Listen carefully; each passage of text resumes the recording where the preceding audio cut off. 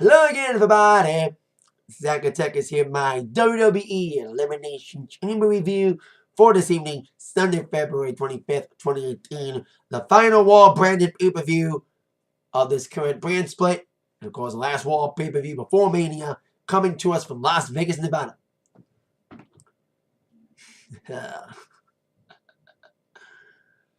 Well, we knew the hype for this pay-per-view was underwhelming. We knew some of the card matches were kind of predictable. We kind of knew who was going to win a lot of the matches. And after ticket sales was sluggish, I heard they were trying to get buy one, get one free tickets to try to salvage tickets. And even Ronda Rousey appearance almost didn't help ticket sales. And this is why we're going back to multi-branded pay-per-views for all levels. Not just B-level pay-per-view. Not just Big Four. So despite that, they had a chance to make it somewhat exciting with some good matches. Well, out of the 5 matches on the card, the only best matches were the 2 chamber matches. I hate to say it, the women's match was better.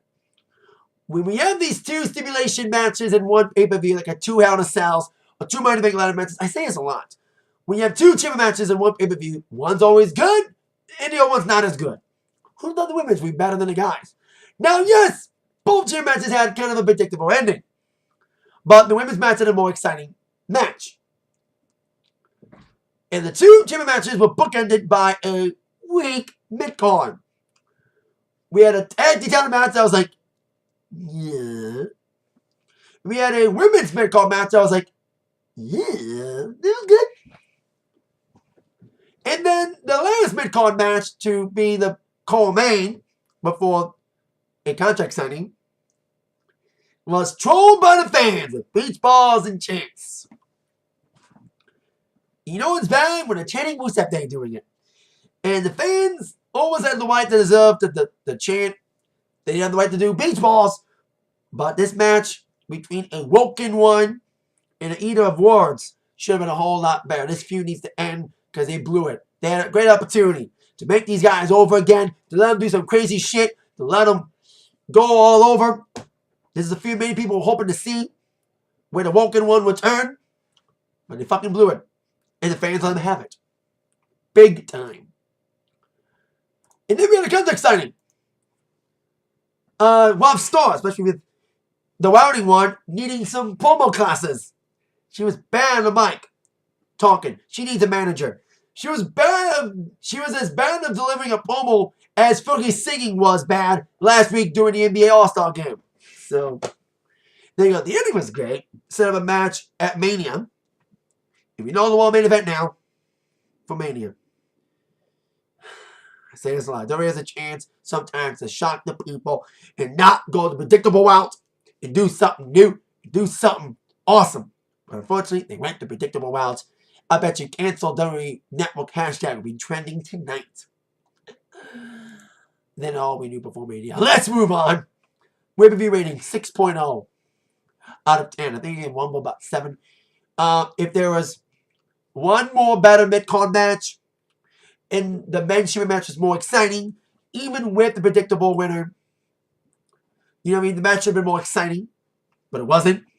So, if there was more excitement in the men's chamber match to suffice the winner being determined already, and a better mid-card match besides the women's mid-card match, I would have rated it higher, but I think I'm not watching Fastlane now. Well, I will be watching Fastlane, but I won't be making a review because I'm going to be watching it late. And I'm going to an indie wrestling show, which will probably be better than Fastlane. It's probably better than tonight, for the most part. So let's get to it. We get to first match, the pre-show. It was the Club, Gallows and Anderson, taking a bunch of nerds in the MIZTOURAGE. It was an okay little pre-show match. MIZTOURAGE tried to outgun early, taking care of Anderson early by isolating him a little bit for some big double teaming. Then Anderson got the hot tag, the Gallows. He came in like a house of fire, delivering some big kicks and moves before the end. What happened with the Magic Killer being delivered onto Axel and the victory for the Club. 2.0 out of 5. It was an okay little match. It was not the trend. of predictable finishes. But hey, that rate we think what we get. Oh, my New Japan's better in many people's eyes right now. With the whole Bullet Club splintering, speaking of club, and Omega teaming up with Ibushi against Young Bucks at Long Beach and Strong Style Evolved. That was announced tonight during the pay-per-view. So, bet you Strong Style Evolved would be better than this. And Ring of Honor's 16-year anniversary would be better than this. Oh, time and time. So now, after that little pre-show match, we're on to the main card, kicking off with a chamber match. I knew we were going to get a chamber match to open up the show, as I mentioned. We have 2 stipulation matches. Not only do we have one that's better than the other, we always have a stipulation match begin a pay-per-view. Like I was a Hell in a Cell, we had a Hell in a Cell match open up with Usos and New Day, and of course KO and Shane ending the show. And we had Money to Make Ladder match to open up the show, and we had a Money to Make match to close the show. Besides the Rumble, we have one of the gimmick matches open up the show. And we did it with the women's match. For the Raw Women's Championship, it was Alexa Bliss defending the title against Bayley, Sasha Banks, Absolution's Mandy Rose, and Sonya Deville. And probably because Alicia Fox got hurt and Paige got hurt. They're very inexperienced. They probably will be replaced by those 2 if they weren't hurt. Alongside Mickie James.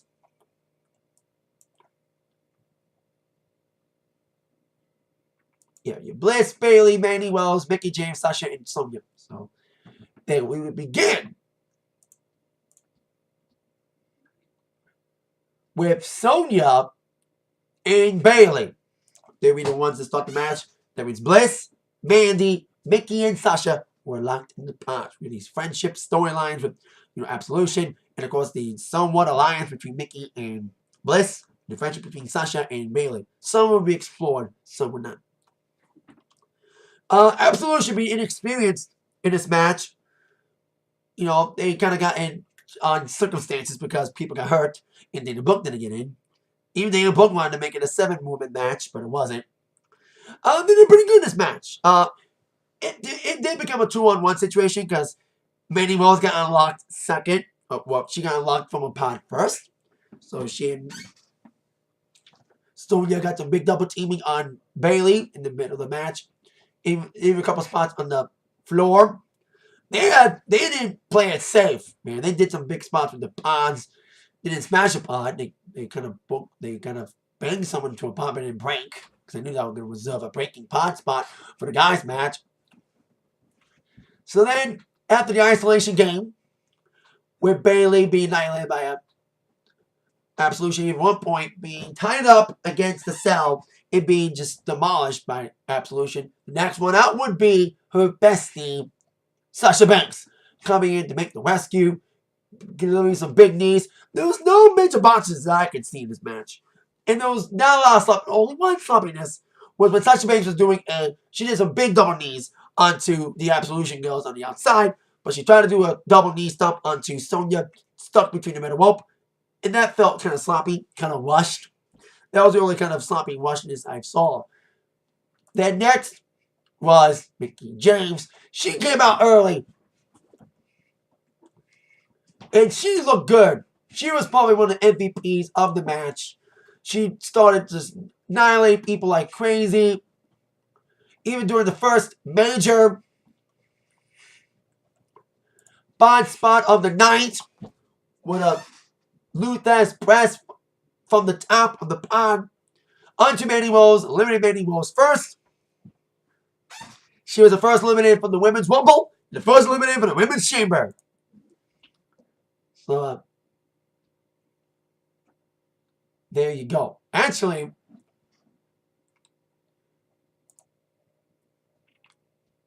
after the Luther's press off the top was actually done to Sonya Deville. Mandy Rose, there was a little exchange with Sasha Banks. That's how she got eliminated. I apologize for the little botch there.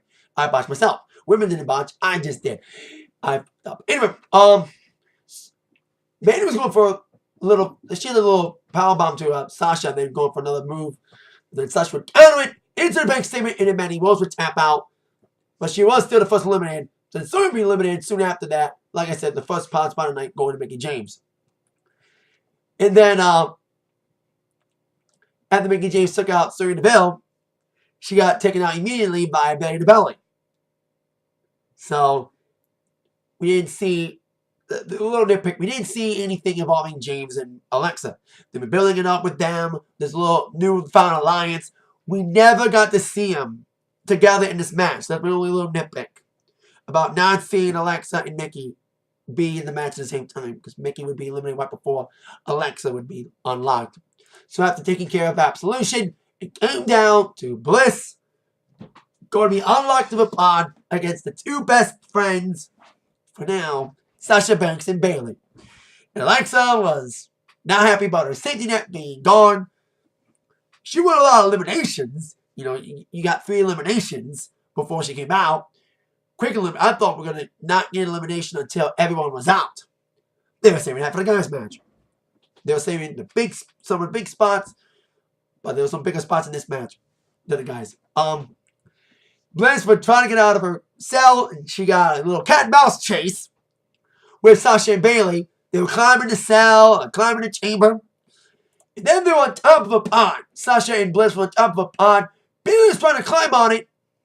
But then the moment we've been waiting for months finally happened tonight. Sasha knocked Bayley off the pod. We got heel Sasha, people. Yay! Finally! Been building for weeks and weeks, especially after seeing Sasha lose to Bayley 2 weeks ago. We knew that'll be the further planting of the seeds to finally see a Sasha feud with Bayley be a heel again. We even heard rumors about there would be a swerve with Bayley turning heel. And she got cheered tonight a lot. You know, the most she's been cheered for in a while. Because she looked good too.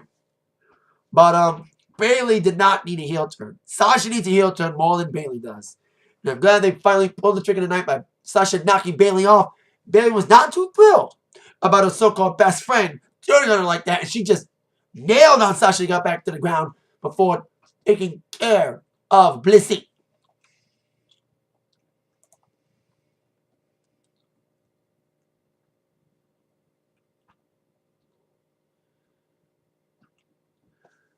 And then there was some decent little spots there. Some action as after the friendship got turned, Bliss would annihilate. And she looked good. This is the best I've seen Bliss look in a long time. She tried to split up the top rope at one point onto Sasha. But Banks would counter it with the knees. And then she has some big DDT moves. Or attempted a DDT move after attempting the Twisted Bliss. She even got put in the bank statement at one point, but she got out of it. Then Bayley would come in with some big moves, taking out Banks with the Bayley in the belly. But then Alexa would sneak up from behind on Bayley and pinned her. 1, 2, 3. It came down to Sasha and Bliss. Bayley was upset, rightfully so, being turned by her friend. I can't wait to hear Sasha's promo on Monday. To explain this, start the Sasha Bayley match at Mania. And if they allow the rest of the matches like they did back in NXT, this should be amazing. The match on Raw was not bad, but if they have an opportunity to really not fuck this up like they did the Matt Hardy Bray Wyatt feud, this should be a great match at Mania if they fucking do it right. But after, like I said, they fuck up Woken, Matt, and Bray Wyatt, we'll see if they fuck this up too. And I'll get to further down the line when we get to that said match with Woken and Bray. Anyway, it came down to Bliss and Sasha. They're both on the outside of the chamber. You know, they were on the pod. But then the spot of the match, Bliss would take down Sasha, lay her on the ground, and then climb the top of a pod and did a beautiful, stunning twisted Bliss off the top of the pod, landing beautifully on top of Sasha. But then Sasha would turn it right into the bank statement. And it was on the outside, because Bliss even tried to pin Sasha, because you can only pin or submit in the ring. And after the attempted pin, that's when, like I said, Sasha would turn it into a bank statement. They rolled her back into the ring seamlessly before Bliss would get out of it and get a Bliss DDT, a Heyman DDT, and the 1, 2, 3 victory for Bliss. After she got out of the big statement and nailed Sasha against the pod. And then that's when she got the Hangman DDT. Big victory for Bliss. we had an expectation about Bliss winning, but this match was pretty good. Some good exciting moments, some good storytelling there. And we got to finally see Sasha turn heel tonight on Bayley, knocking off the Bond as they were trying to chase down Alexa Bliss. But people were still cheering Sasha, though, against Bliss. And then people cheering Bliss, too. And I led Bliss saying, man, she was almost crying. Like, everyone was crying when they left. You know, like, Sonya was crying. I think Bayley was crying. And then Sasha was crying when they were eliminated. It was an emotional match, too, with people crying. And Lex was crying. And she kind of like almost like a face promo for a minute. It's like, she finally turning facey. Like, saying, dreams come true. I won the chamber. And people chanting, you deserve it. So saying it's not about me, it's about inspiring every little girl to say that dreams come true. But then she said, I can achieve my dreams, but not you. Bam! Right back into heel mode. Perfect. Perfect. Hook, line, and sucker. The fans, including myself, was sucked in. To say, oh, is Bliss dirty face? Nope. Bam! Right back to heel mode. Perfect. Perfect promo there. Saying that she'll be ready for WrestleMania no matter who she faces. Whether it's Asuka or anybody else. Because Asuka hasn't really chosen her champion yet. We may not find out for a while. So, 3.8. There was no 4-star match tonight for me. But I was actually going to rate the men's higher. I was expecting to rate the men's higher, even with the predictable winner. But anywho, we had more exciting spots in this match. That Tristan Bliss was amazing. And all the women looked good there. Absolution, despite their inexperience, for the short time they were there, they were good. Great double teaming. They had a great chance to explore. Mickey James looked good, and Bliss looked the best I've ever seen her in months. This makes up for not having her defend her titles since October. So, there you go. Now, on to our next matchup. For the Raw Tag Team titles, we have The Bar defending against Titus Worldwide. Titus O'Neil and Apollo no longer quips. Dump this last name. They didn't follow up on Apollo shoving Titus O'Neil on the Mixed Match Challenge on Tuesday after he and Nia Jax lost their match. They didn't follow up on that. What happens in the Mixed Match Challenge stays in the Mixed Match Challenge. And they're not just saying that because it's a Vegas pay-per-view. It just came up thin air. Because we don't see Elias and Bayley interacting on main roster show. Or do we see Braun and Alexa? What happens on the mixed match stays in that. Unless you're Lana and Rusev and Jimmy and Naomi. Anyway,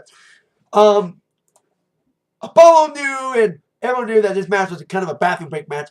Who'd have thought? A women's match is not the bathroom break match for once. Yay! Anywho, Apollo came out early, even doing a fine move, springing on the champs early, trying to capitalize on the momentum after beating the champs again in a non-title match on Monday. Hence, this match was named over the weekend. I did not make a prediction video. I was going to make one, but I was too busy, so I wasn't able to make a predictions video. I apologize. I'll probably make one for Mania. Maybe not Fastlane, because I'm not making a review video for last Fastlane as I mentioned in the beginning of this video.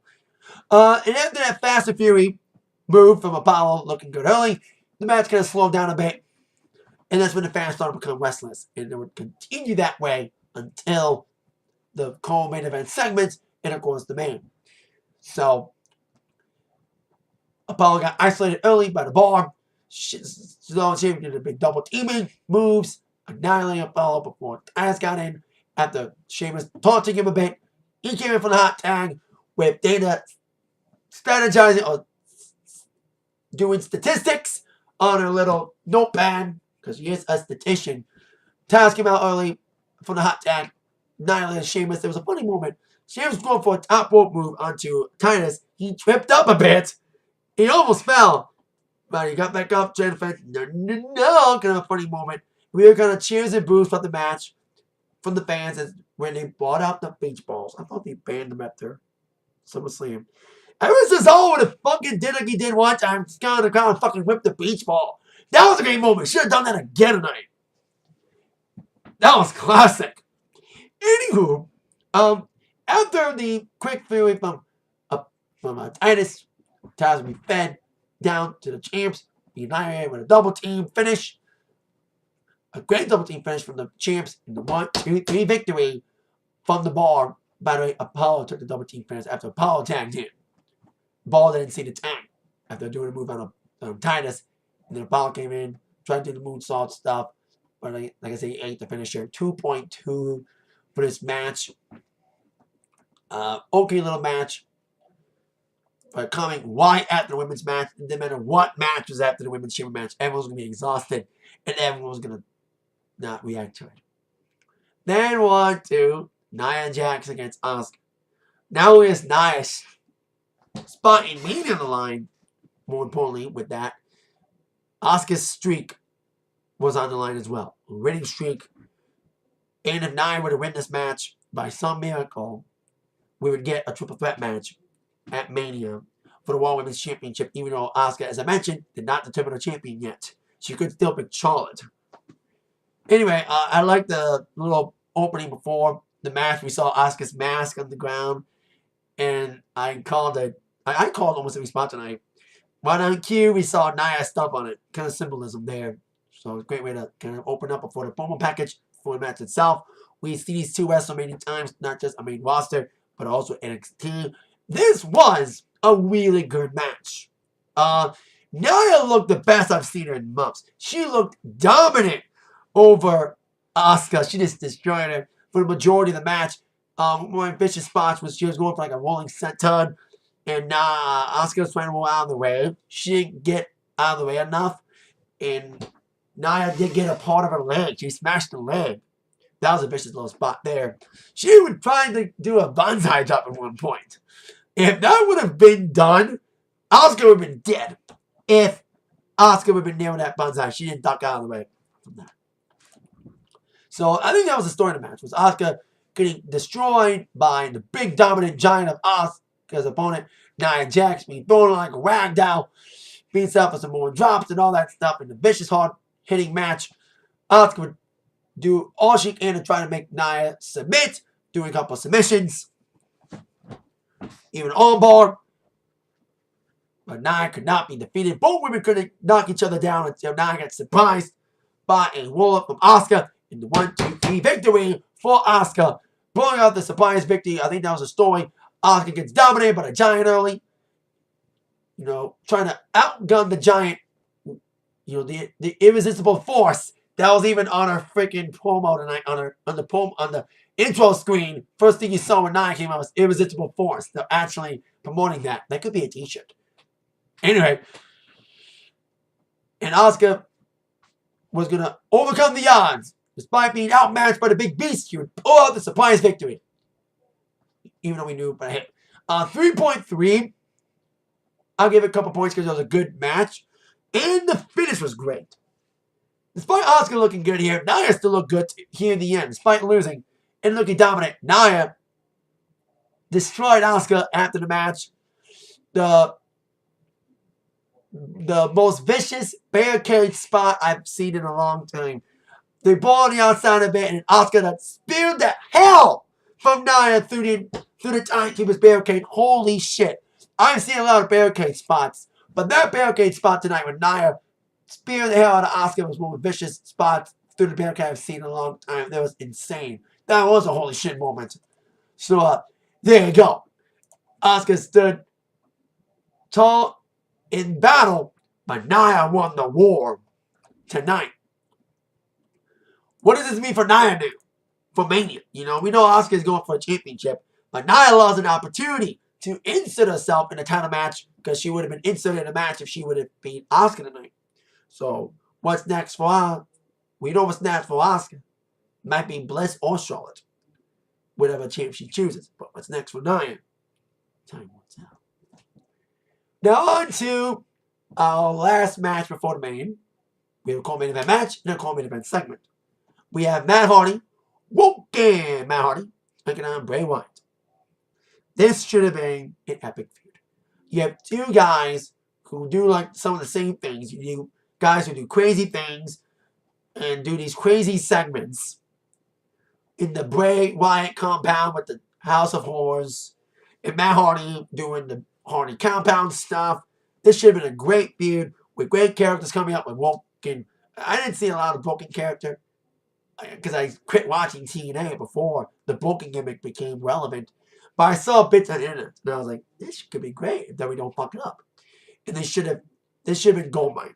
You know, 2 crazy characters she should have explored a lot with this, and they fucked it up. They didn't do a lot with it. They could have made these guys over again, and they failed miserably. The match on Raw 25 was shit. This match was okay, but the fans shitted all over it. It kind of got in a good start. Got the crowd wired up early. Matt came out first, then Bray came out. He didn't come out to music. He just did like the bloop. And then Bray came out, just magically appeared, but Matt magically disappeared. Left the jacket there. And somewhere in the crowd, he was singing, "You'd fade away and classify yourself as obsolete." Obsolete! That was cool, I did that.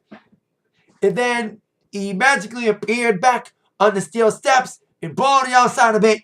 And that was the only exciting moment in this match.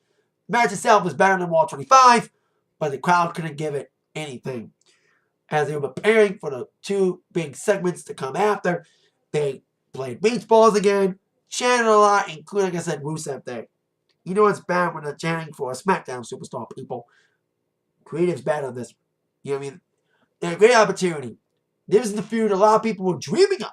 When Matt Hardy came back, everyone was like, "Oh my God, we want to see broken Matt Hardy against Bray Wyatt. They should do this." And unfortunately, WWE has fucked up a lot of great feuds. Great potential feuds on paper. WWE fucks up with the creative. That's what happened to AJ and KO last year. We thought they had good matches. The feud became old quickly. And now we got Sammy in it, and that feud's getting old too. But they could have explored a lot with this feud. They could have done a lot of great segments. But they didn't do it. They didn't pull that trigger. The match was okay. Bray had a couple good little moments with the sister having it, but the crowd wasn't giving anything about it. Till Matt tried to get the crowd back into it with the wave and the elite moves. The side effect before the living. He twisted fate for the victory under Bray Wyatt. 2.2 for this one. Like, the match was okay, but the match was ruined by the fans. And guess what? I hate the beach balls, but the chanting was almost deserving because they weren't chanting at Matt and Bray. They were chanting at the creative for fucking this feud up. They could have done so much with this feud. Great potential on paper, and they mucked it up. Let's hope they don't mess up Bayley and Sasha's feud for Mania. But we've seen them do great things with women's feuds before. We had a great build for the women's triple threat at Mania 32. That build between Sasha and Charlotte and Becky, that build was amazing. And the match was awesome. The build for last year's women's match was crap. And hopefully this year, women's matches get better booking. Get better build.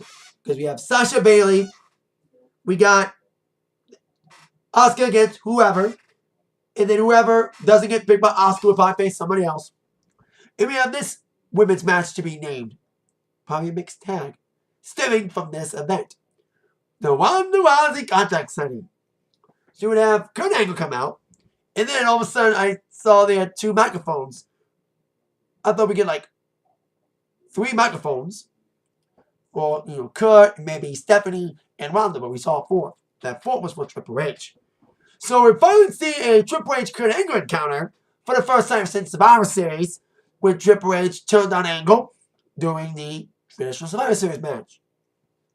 So we kind of got that feud reignited.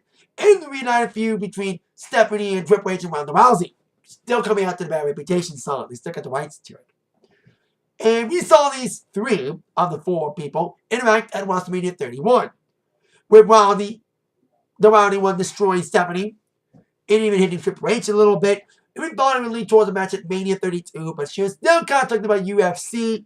And now she's with WWE full time. And now we could probably see an encounter. And this is the seeds being planted for it. As Angle and Triple H were exchanging little words. Rousey came out in her promo tonight. Like I said earlier, I love Rousey.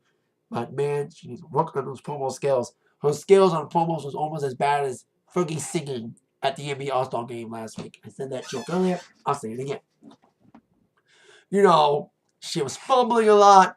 I think she was nervous. I think she was kind of nervous. It was the first time cutting like a wrestling promo in front of fans, especially in UFC land.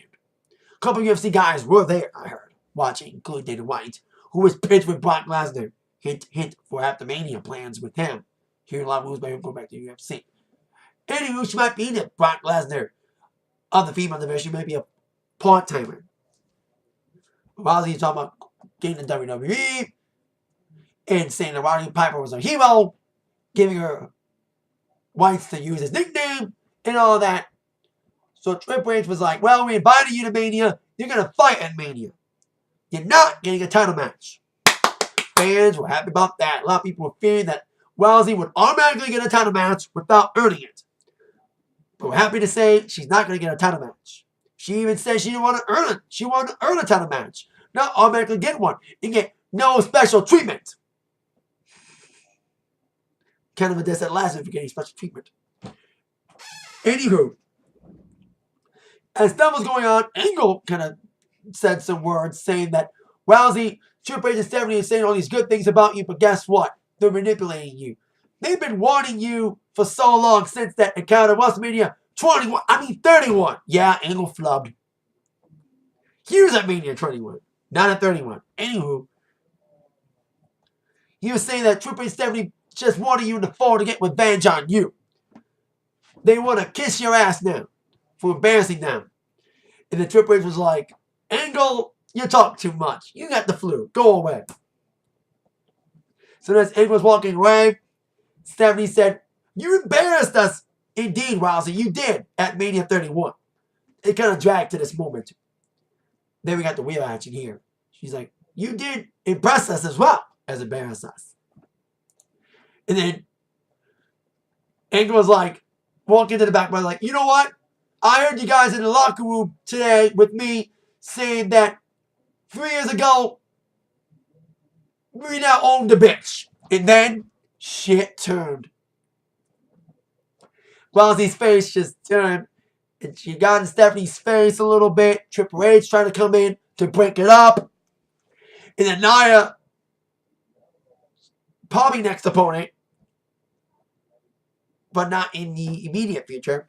That would be interesting. Nia against Rousey. That would be interesting. Ronda would just drag Triple H by the arm and slam them through the table before signing a contract. Stephanie was not too pleased with Rousey's actions to Triple H. Slapped the taste out of Rousey's mouth, and Rousey gave it an evil eye, and the fans chanted, you fucked up. You effed up to Stephanie. Stephanie walked away before further damage. Rousey signed the Wall contract. So we got a possible mixed tag match. A match we thought we'd get at Mania 32. Rousey and The Rock against Triple H and Stephanie, but not Rousey and Angle. That's what we're probably going to get. I am hearing rumors are going to do a mixed tag in Australia with Rousey and The Rock against Triple H and Stephanie. And not at Mania 34. Probably can't get The Rock because of his movie schedule. It is movie people don't want The Rock to get hurt because of insurance and shit. Because while it's such a bangable movie star now, they don't want to risk him getting hurt wrestling and ruin their movie. So, there you go. Great segment. Okay start. Rough start if you want this promo. Good finish. With the seeds being planted, we knew, there was even rumors flying about Angle Triple H stemming from the Survivor Series encounter. And now we got 2 matches rolled into one. A mixed tag match. Triple H getting his obligatory Mania match, teaming up with his wife against Angle and Rousey. I think this is the first time we've seen Stephanie and Triple H properly team up at Mania. First time we've seen that. So it's going to be interesting to see how this is going to go. Hopefully this mixed tag match is better than the Cena, Bella, Miz, and Maurice match. The match had a good build, but the match sucked in the end. In execution. It was kind of predictable. Cena won. LOL. Now on to the main event. The men's elimination chamber match. For the White to face Brock Lesnar for the Universal Championship at WrestleMania. I'm going to parody a song from the musical Chicago. We saw it coming.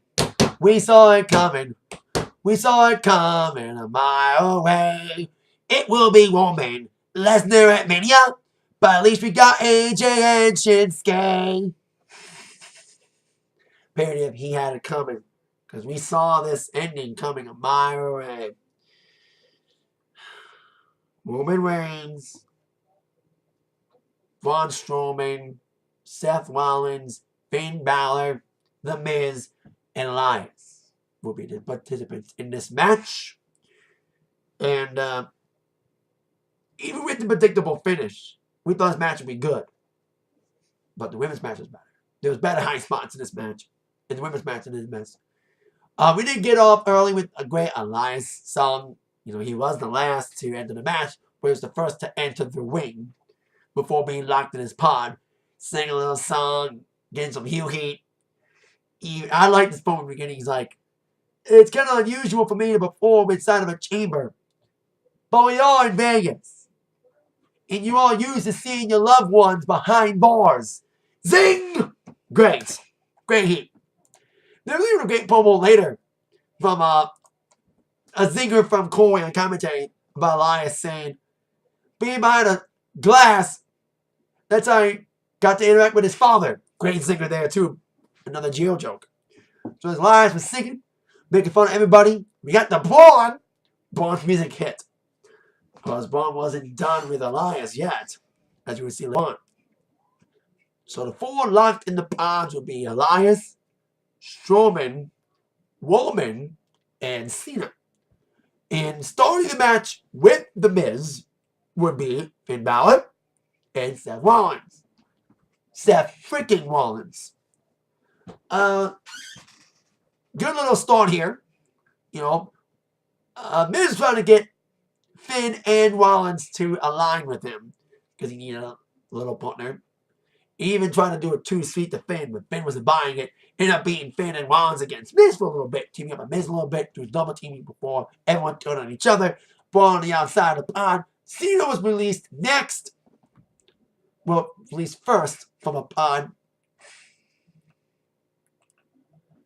And it was it's a good little spots, including a double blockbuster from Rollins onto Miz and Balor. Like I said, Cena would be second. You know, next. And then he even did a double 5-knuckle shuffle. He even tried a double FU at one point to both Balor and Rollins, but that counted. And Miz tried coming in some big moves, even calling Skull Crushing finale. And then Miz was standing tall for a little bit, and then Strowman was unleashed. Miz, the first big high spot in the match came when Miz was trying to escape from Strowman, especially after being beat by Strowman in the gauntlet match last week. Being chased by Strowman, climbing on the top of the cell, even climbing on top of a pod, and then being choke slammed off the top of a pod onto the others on the wing from Strowman. And I thought Strowman was going to jump up the top rope, up the pod, should I say, and the fans booted as it was climbing down. That would have been an insane moment, wouldn't it?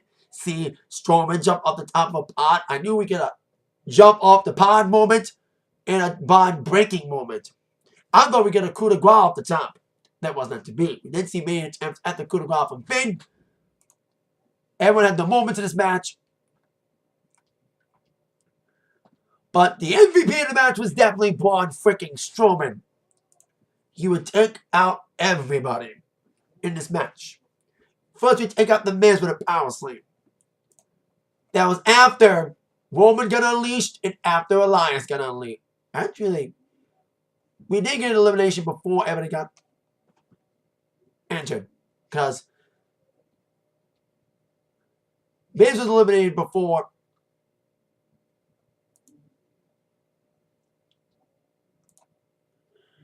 Roman got in, I think.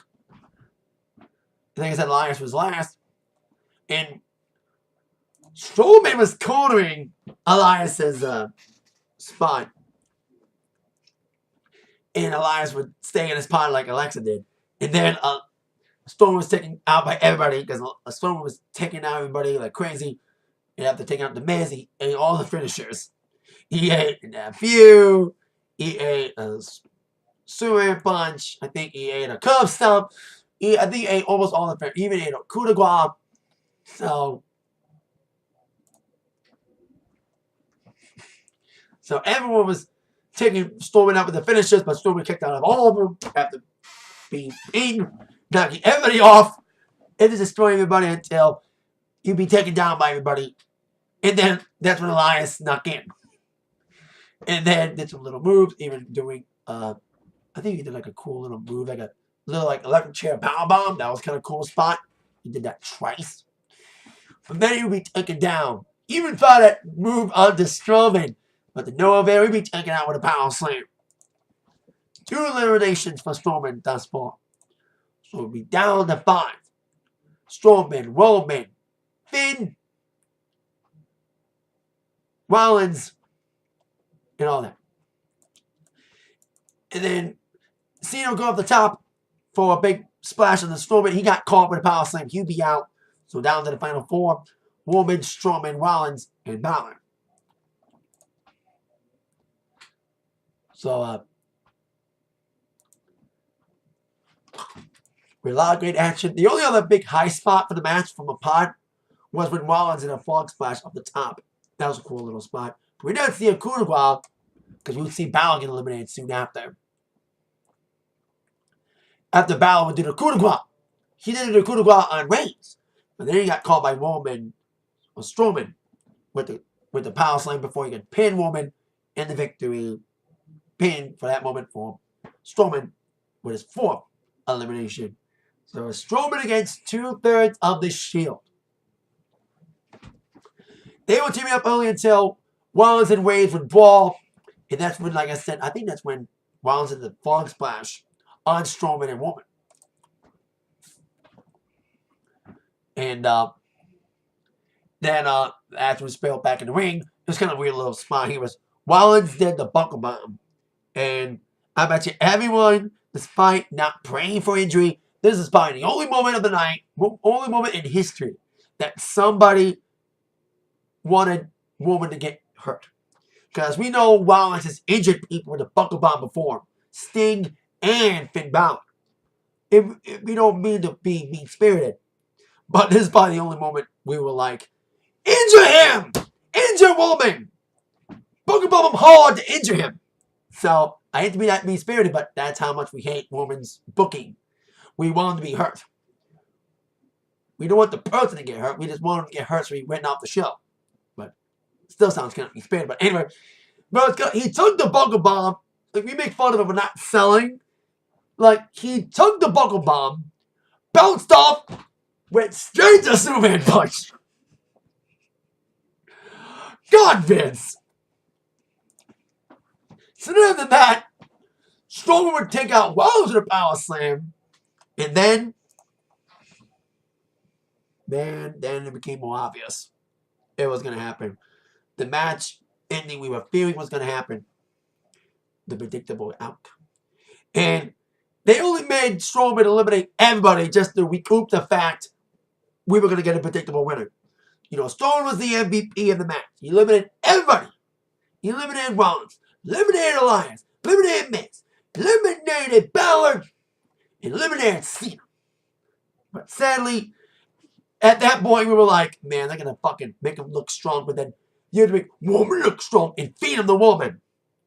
Despite numerous attempts at the finishers, both men kicked out of the finishers. Roman would get one final big spear.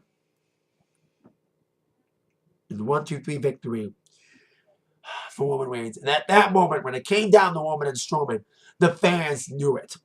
The fans started booing like they did at the fucking Royal Rumble back in 2015. Everyone knew the finish was coming. And everyone started booing it.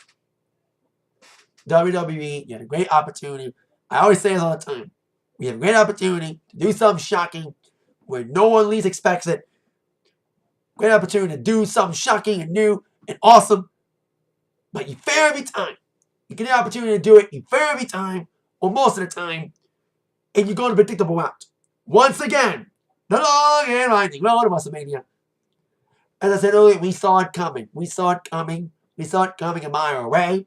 It will be Roman and Lesnar. at WrestleMania. But at least we got Shinsuke and AJ. So, hope they don't fuck that up, too. You know, they have great feuds and potential feuds on paper, but muck it up with the creative. We haven't seen Shinsuke in weeks. Probably seen appearances for him after Fastlane. So, there you go. 3.4 for this match. I was going to rate it higher. By the way, the women's higher because this should have been match of the night. You know, should have been more exciting moments, but there wasn't as much high spot moments and much exciting moments than the women's match. Because, one, we knew who was going to win. And I think they knew so many guys have gotten hurt recently. Ambrose is hurt. Joe's hurt. Jason Jordan's hurt. They don't want to risk any more guys getting hurt. So they had the guys play it safe. And the girls didn't play it safe. We thought the girls would play it safe. But they did not play it safe. They had some big spots. Men only like 2 big pond spots. And we did get a breaking of a pond when Strowman got nailed against one by Woken. When it came down to them two. So we didn't see a pod break. It spots off the pod. I thought we see a could have gone off a pod, but we did not. So, there you go. But we had a kind of a finish like the Nia Asuka match. Yes, the predictable person won. But the loser took out their aggression on the winner. As was the case with this. Despite Woman winning, Strowman said basically, I'm not finished with you, and destroyed Woman with a power slam through the pond, laying out Woman as we stand tall with Strowman winning the war. It's still looking strong despite the fact he eliminated everybody but ate the final pin. Hashtag cancel the network. And it's kind of sad. We just had the full anniversary of the network. I've been subscribed since day one. But the only time I got triggered to almost cancel the network was Fastlane last year when KO lost to Goldberg. That was the most pissed I ever was. I didn't make a review that night. I was that pissed off. I smashed shit. I broke shit in my house. And I was like, vicious mad. If I would have made a review that night for that Fastlane, there would have been more expletives in that video than this video. I was that freaking... It was the most mad I've ever been over a match in a long time. I got that out of my system. And I now don't get bitchy that much about finishes. Yes, I get mad. Yes, I get disappointed. But I don't get steamy like I did when KO lost to Goldberg. It made Goldberg Lesnar a title match that should have not been. It should have been KO and Jericho champion versus champion. And Jericho said they were going to do that. Until they made Lesnar Goldberg for the title. It should not have been. I said it then, I'll say it now. One of the worst booking decisions, besides this one, making Woman win. There's only a few ways to save this. Since we don't have a blanket, like a Money in the Bank briefcase again, to be cashed in on, besides the women's one, will that ever be cashed in on? That might be a bold prediction. Carmella cashes in at Mania, if she ever does. But I do predict one of 3 things will happen. Either they're going to make a triple threat with Strowman, Roman, and Lesnar at Mania to salvage it. Or number 2, Roman gets hurt. Or 3, Roman gets suspended for this alleged steroid stuff. This is steroid stuff's been building for the last few weeks. This guy said he's been selling steroids to Roman. The news have been boiling over a little bit more in the dirt sheets the last few days. Saying more shit will come out about this. And it could affect Mania. I think that's what every fan's saying. Please let this shit suspend Woman. Either Woman gets hurt, Woman gets suspended, or we get a Woman, Strowman, Lesnar triple threat. I made a bold prediction before about Rollins cashing in his Money to Bank at Mania. I made that prediction in Rumble 2015. And I was right on that prediction. And I think I may be right on this one. It could be Lesnar, Roman, Strowman. We did not get any triple threat matches for the main titles at last year's Mania. Let's do a triple threat this year for the WWE Universal Championship and leave AJ Shinsuke singles. Unless they want to troll us and make AJ lose the title at Fastlane, which should not happen. Because we want Shinsuke and AJ. The only saving grace of Mania if we get Lesnar Roman one-on-one and not triple threat. And insert Strowman in. Strowman's over as hell, man. And he should be champion, man. You do all these great things with him. You know, you do the ambulance spot, the base spot. And you made him look awesome in a gym match, eliminating everybody. You still won't pull that trigger and make him a champion. Yes, some will say he'll still be over with the fans, even without a championship. He still does these great things. It doesn't get a belt. It still gets over. But it'll be more over when he gets that belt, man. Come on. Pull that trigger already. Fuck Roman Reigns. Fuck booking him like a superstar that the fans don't want to be shoved down our throats. And just pull the trigger on Strowman already. That'll be the only good thing about being a triple threat. Lesnar won't get pinned. Roman will. Like at Mania 31. So we'll see how WWE approaches this as we head down that long and winding road to WrestleMania. And we'll see Roman face off against Lesnar tomorrow. I hope Strowman interrupts it. It makes it a triple threat, like I mentioned. So, that is it for my review this evening. Thank you so much for watching. Thanks so much for tolerating my little rants. With that being said, you've been attacked by the review from Zach. See you later.